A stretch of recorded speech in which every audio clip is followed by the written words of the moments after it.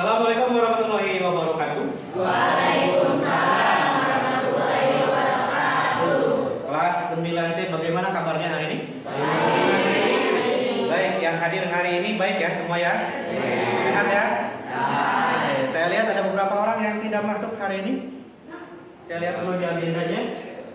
Ada 4 orang yang tidak masuk, yang 2 sakit, yang 2 lagi tanpa keterangan, betul?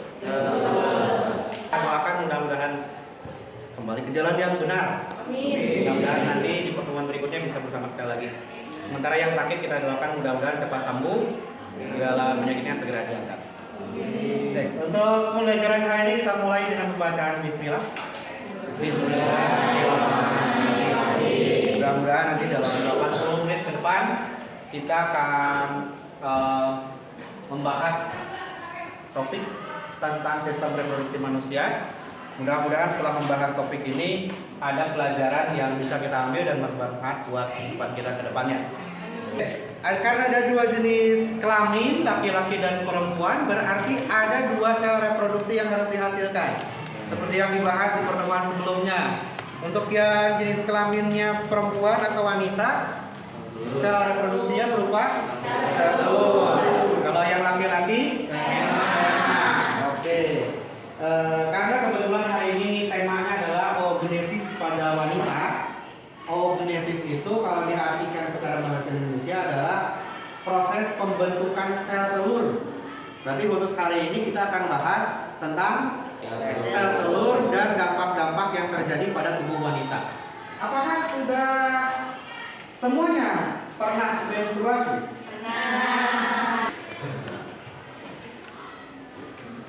Sistem reproduksi pada manusia.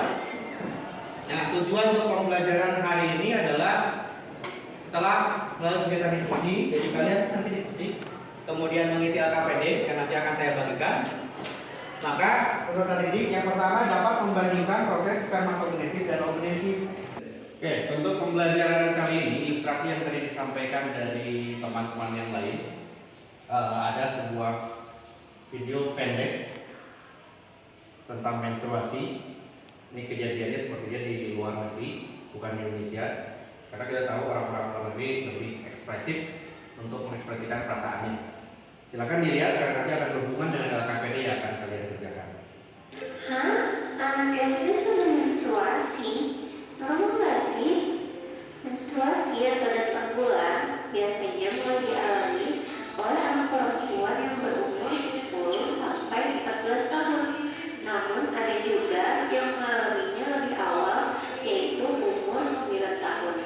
Perbedaan waktu awal menstruasi ini merupakan hal yang normal karena dipengaruhi oleh banyak faktor seperti pola makan, aktivitas fisik, lingkungan sosial dan keluarga. Oke, tampak dari gambar barusan, kalian lihat sendiri kan bahwa ketika ada seseorang yang sedang pertama kali menstruasi mengalami kesakitan di bagian perut bagian bawah. Oke, sebelum kita mengerjakan ke LKPD-nya, ada pertanyaan dulu nggak? Tidak ada. Tidak ada. Oke, kalau gitu proses pembelajaran kita lanjutkan dengan pengerjaan LKPD.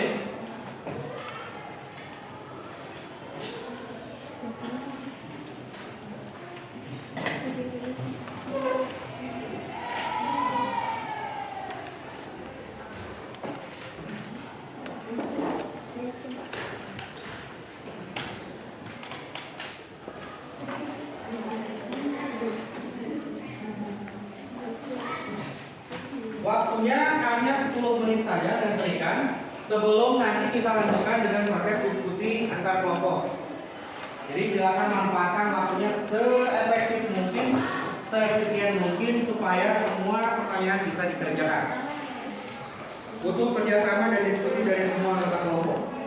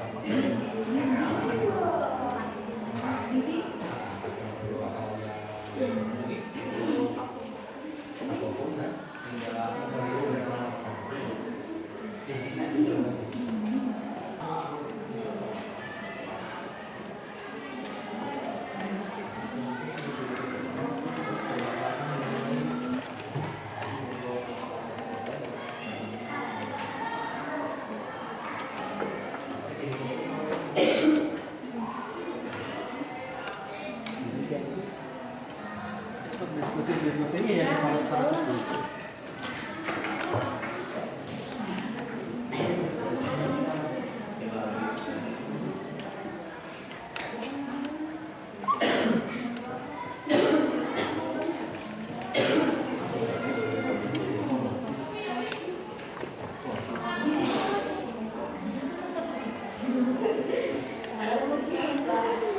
Kesulitan nggak? Ayo, berdua ya, berdua. Berdua no?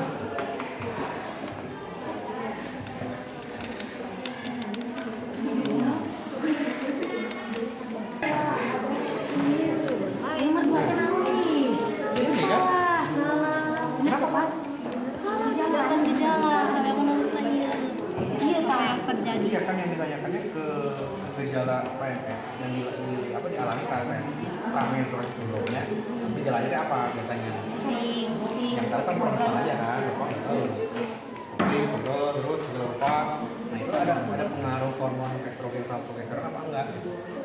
Menurut pendapat kalian kan? Kalau ada pengaruh ya silakan tuliskan pengaruhnya. Kalau enggak ya nggak usah. Berarti itu nomor 2 kan, nomor 3.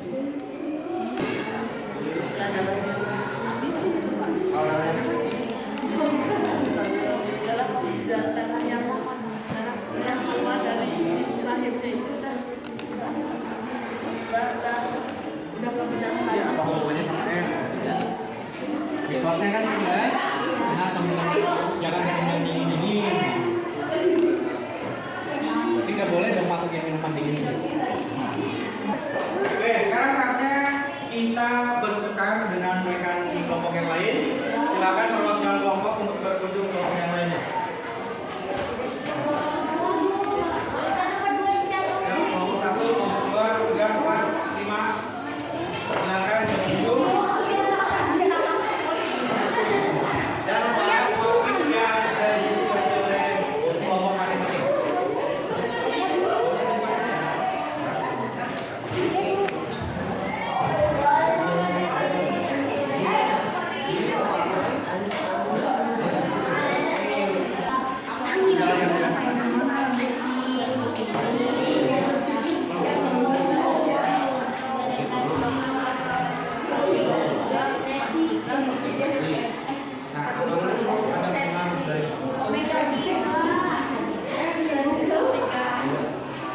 Pertanyaannya di sini, bagaimana pengaruh estrogen dan progesteron kepada gejala yang muncul berdasarkan analisis yang baik, silakan untuk kelompok 1 menyampaikan jawaban soal alasan. Ya, dibaca soalnya, dibaca jawabannya yang keras. Kami berdiri. Berdasarkan perbedaan antara spermatogenesis dan oogenesis dilihat dari jumlah sel yang dihasilkan dari setiap satu sel induk. Spermatogenesis menghasilkan 4 spermatozoa, sedangkan oogenesis menghasilkan 1 ovum dan 3 badan polar. saat ovulasi terjadi perubahan dinding rahim endometrium yang dipenuhi pembuluh darah sehingga terjadi pendarahan. Menurut pendapatmu, sebutkan contoh jenis makanan yang sebaiknya dikonsumsi pada masa ini dan jelaskan alasannya. Buah-buahan yang mengandung banyak air seperti semangka sangat baik dikonsumsi saat menstruasi. Yang pertama tadi katanya buah-buahan. Alasannya karena mengandung apa? Oh, buah-buahan yang mengandung banyak air. Contohnya? Maka. Terus yang kedua katanya sayuran berwarna hijau. Kenapa kira-kira alasannya? Karena mengandung zat besi, karena dalam menstruasi mengeluarkan darah yang banyak sehingga zat besi. Ya, karena zat besi ikut keluar bersama darah yang keluar saat menstruasi, jadi harus digantikan. Dan ya sebagai sumber zat besi yang banyak adalah sayuran berwarna hijau. Mana pengaruh hormon estrogen dan progesteron terhadap gejala yang muncul saat seorang wanita mengalami menstruasi sindrom. Oke, terima kasih atas presentasinya. Dikumpulkan Silakan minta.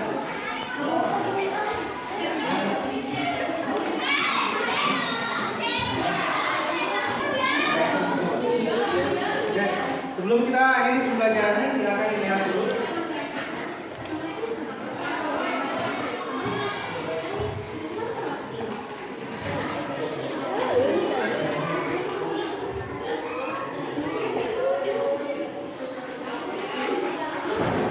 Kedengeran?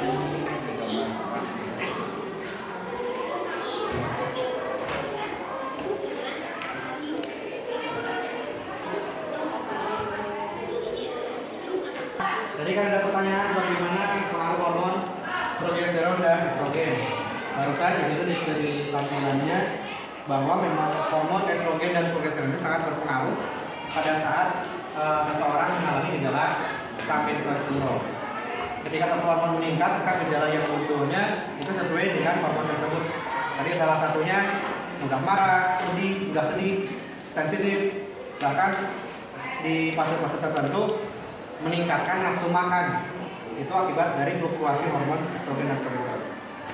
Oke, untuk pembelajaran hari ini ada beberapa yang bisa kita simpulkan. Dari yang pertama, untuk proses spermatogenesis dan oogenesis ada perbedaannya. Coba silakan salah seorang menyebutkan perbedaan keduanya. Hematogenesis menghasilkan satu spermatozoid, sedangkan oogenesis menghasilkan satu tiga pada. Spermatogenesis menghasilkan spermatozoa sejumlah 4 spermatozoa dan oogenesis menghasilkan 1 sel ovum dan 3 badan pola. Oke, terus yang selanjutnya, ketika kita sedang menstruasi yang perempuan, maka makanan apa yang harus selalu dikonsumsi supaya kita tetap sehat? Buah-buahan dan sayuran. Alasannya? Karena tubuh membutuhkan banyak cairan. Butuh sebanyak cairan, harus disuplai oleh buah-buahan yang banyak cairan. Kalau sayurannya berwarna hijau, apa? Mengandung zat besi supaya menggantikan zat besi yang banyak keluar pada saat menstruasi. Oke, demikian pembelajaran hari ini. Bagaimana kalian melaluinya? Dengan senang atau dengan sedih? Dengan senang. Yakin senang? Yakin senang. Jangan lupa nanti kalian pelajari di rumah materi tentang spermatogenesis ditambah dengan materi fertilisasi. Nanti minggu depan ketika kita bertemu di kelas, kita tinggal bahas secara keseluruhan. Oke, untuk pelajaran hari ini kita cukupkan sampai di sini. Mudah-mudahan di pertemuan berikutnya kita masih dalam keadaan sehat.